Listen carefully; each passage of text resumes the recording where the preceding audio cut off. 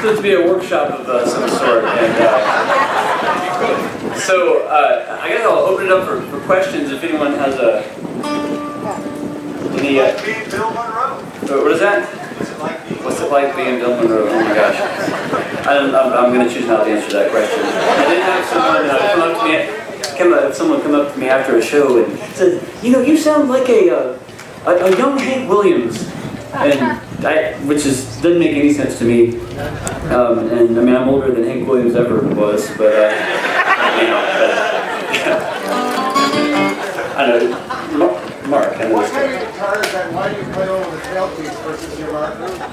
Oh, this guitar? Yeah. It's a True Tone guitar, which I think was bought new in the late 50s for approximately $23 at a Montgomery Ward department store. It's made of plywood, which is my favorite building material.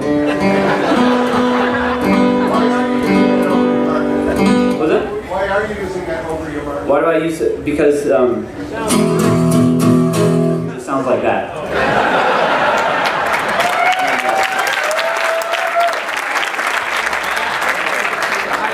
Seriously, I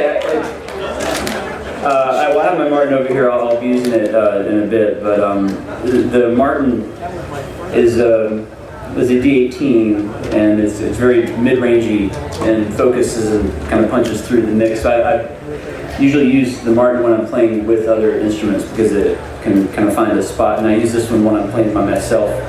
Because it's, when you get on the mic, it's got a lot of low end, but it's also like all the buzzes and rattles that I think some people would find objectionable. I actually like it.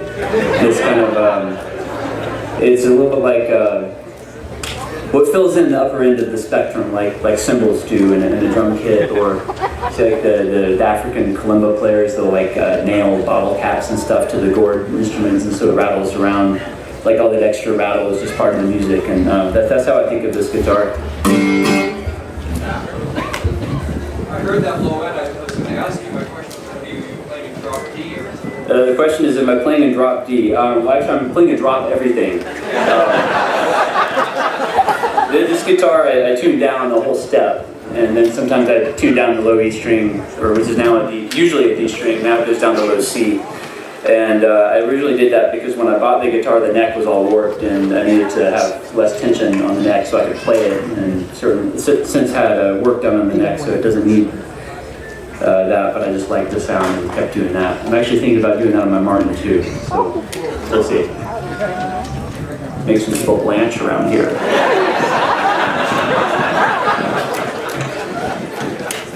Thank you. All right, another question. Yeah, I know we're at a Bluegrass Festival and all, but I heard you defected to jazz, and I'm wondering if you could share some of that side of what you do with us. Yeah. Oh, the question is, hearing that I defected to jazz and asking if I would share that side of what I do. Well, that was kind of something I studied in high school and college, and did horn arranging and all that, and it was kind of a part of my musical education.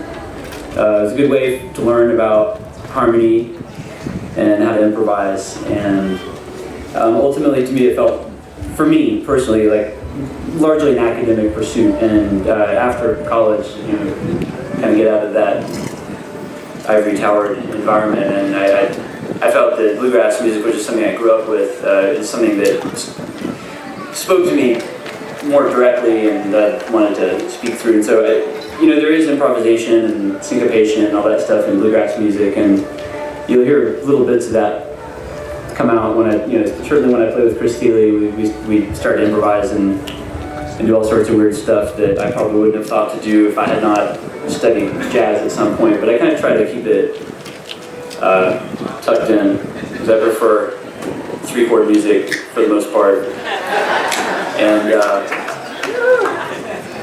I kind of went through a phase where I was interested in like blending styles. I could do like a fusion of bluegrass and jazz and world musics and stuff like that. And then I just,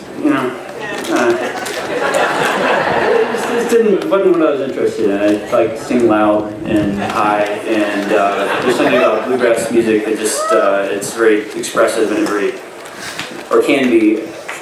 should be expressive in a very elemental, sort of direct and visceral sort of way. So that's what I'm in music for, and the bluegrass that I grew up with, that's very kind of natural and second nature. So, thank you. Hey Michael, how has Chris Thile rubbed off on you? How has Chris Thile rubbed off on me? Well,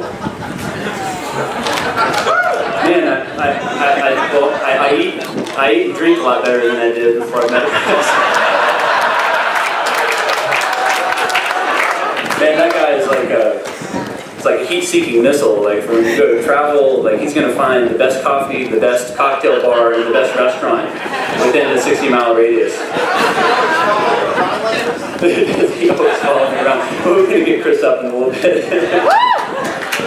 Well, I think Chris has helped me kind of reconcile some of my musical past, like having studied jazz. Like I went through a period of after I left the jazz world and was getting back to bluegrass, I was very kind of anti-jazz, and I wanted to just play very direct three-chord, kind of music more kind of influenced by punk than by other kind of more refined sorts of music. And Chris helped me, when we first started playing together, all this music just started happening that surprised me. And I'd never played like that with anyone before, and he helped me realize that there's no need, and it's probably not a good thing to deny parts of your musical past. And so he's helped me kind of reconcile with things that I was trying to reject. Because when we play, we play three-chord music, and but then there are also moments of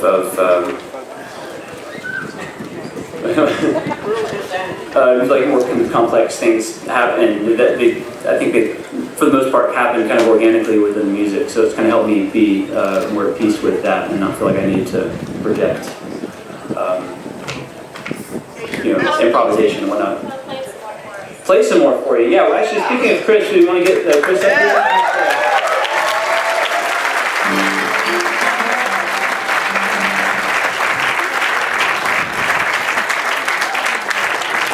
Ladies and gentlemen, Chris Thile.